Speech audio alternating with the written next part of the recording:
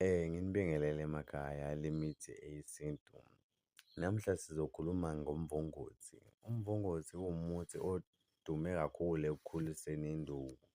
Abantu besilisa bayawusebenzisa ukukhulisa induku.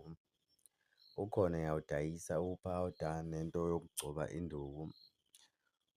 Uphawuda uyawufaka i-teaspoon ekuseni ekudleni, ne-teaspoon emini ekudleni, bese nalona omunye uyowugcoba induku yakho ukuze ikhule ngokushesha.